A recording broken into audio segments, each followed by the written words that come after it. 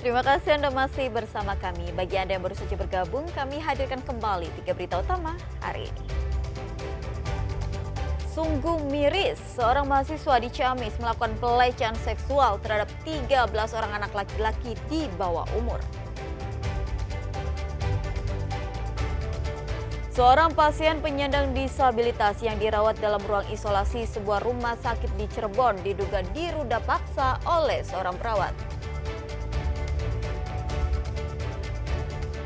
Pembayar pajak melonjak akibat pemutihan denda dan tunggakan pajak kendaraan bermotor. Samsat Garut kekurangan ketersediaan belangko STNK.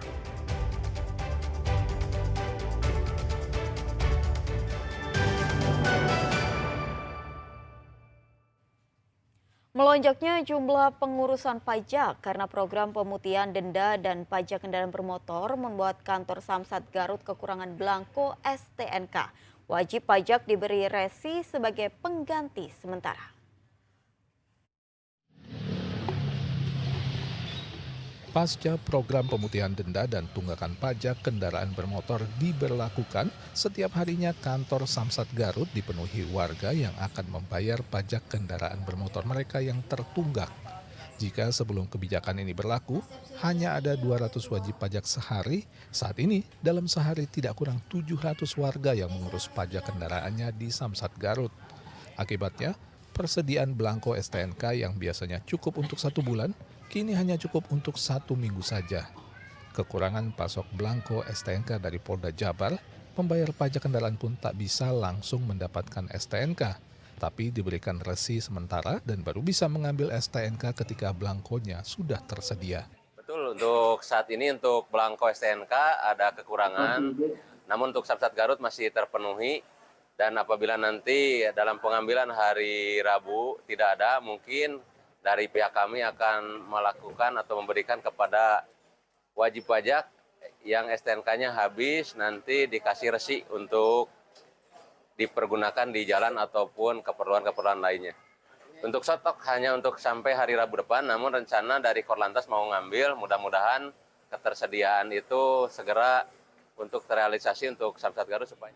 Saat ini Samsat Garut masih melayani wajib pajak selama 7 hari dalam sepekan. Ini dilakukan agar warga yang datang ke Samsat tak menumpuk di hari biasa. Kebijakan pemutihan denda dan tunggakan pajak kendaraan bermotor berlaku sampai tanggal 30 Juni mendatang. Eko Setiabudi melaporkan dari Garut.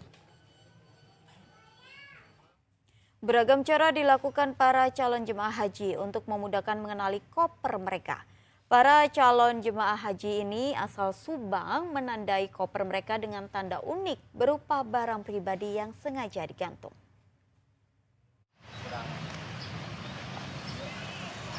Satu persatu koper milik jemaah haji asal Subang ini diturunkan dari truk oleh petugas kantor Kementerian Agama Subang untuk dikumpulkan dan didata kembali oleh para petugas.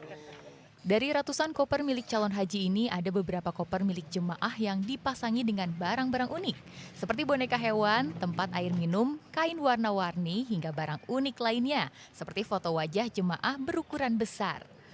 Menurut pihak Kementerian Agama Subang, para jemaah sengaja menandai koper mereka dengan ornamen unik agar tidak tertukar dengan koper milik jemaah lainnya. Untuk tanda-tanda di koper sejauh ini kita tidak memberikan arahan secara khusus, tetapi mungkin inisiatif dari jamaah itu sendiri sehingga ketika nanti berada di Arab Saudi itu untuk mudah dikenali. Sehingga ada yang pakai gayung, ada yang pakai tempat minum, gelas, dan lain sebagainya, sehingga itu untuk memudahkan calon jemaah haji sendiri menemukan kopernya masing-masing ketika sampai di Arab Saudi. Untuk musim haji tahun ini, Kabupaten Subang mendapat kuota sebanyak 1.163 jemaah yang terbagi dalam 3 kelompok terbang atau kloter, yakni kloter 8 KJT akan diberangkatkan pada 10 Mei 2025, kloter 14 KJT pada 17 Mei 2025, dan kloter 26 KJT pada 28 Mei 2025. Zainal Arifin melaporkan dari Subang. Jelang Idul Adha, penjualan sapi kurban di Pasar Hewan Ciwareng Purwakarta mengalami peningkatan. Penjualan dan pasokan bahkan meningkat hingga 75%. Namun, harga jual juga ikut naik.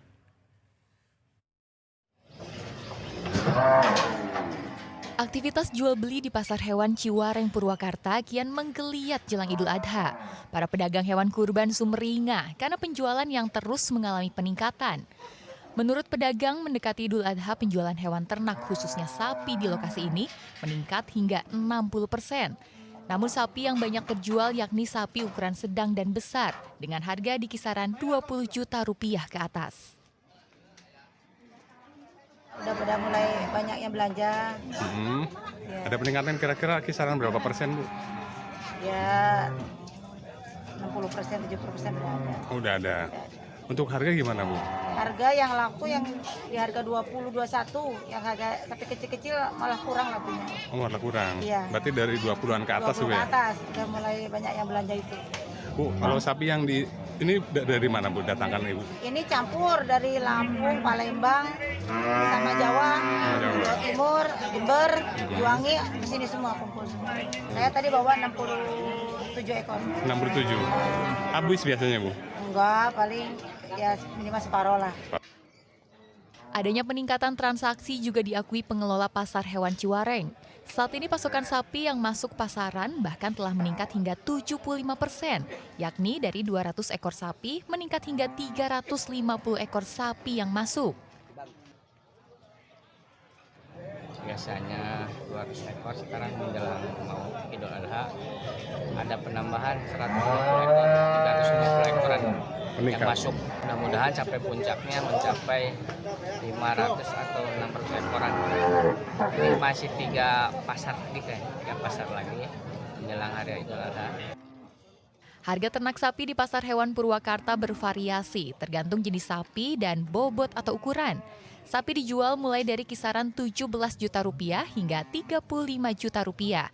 Namun saat ini terjadi kenaikan harga jual antara 500.000 hingga 1 juta rupiah per ekor.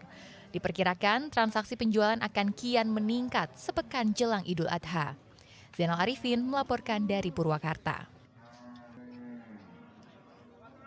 Diterjang hujan deras disertai angin kencang, pohon tumbang dan menimpa atap bangunan sekolah RA Al-Hiyah di Desa Cihaur Kuningan hingga ambruk.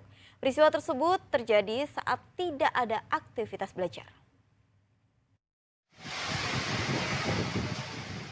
Hujan deras disertai angin kencang yang menerjang sebagian wilayah Kuningan Jumat lalu membuat 2 ruang kelas sekolah Raudatul Atfal Al-Ihya di Desa Cihaur, Kecamatan Ciawi Gebang rusak berat lantaran atapnya ambruk.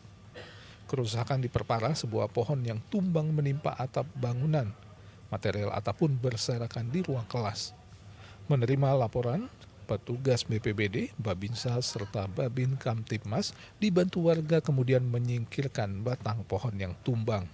Di Desa Cihaur terjadi hujan deras dengan disertai angin yang kencang sehingga pohon yang berada di samping bangunan sekolah RA Raudatul Atfal itu tumbang menimpa ke atap bangunan sekolah sehingga dinding ataupun atap tersebut hancur.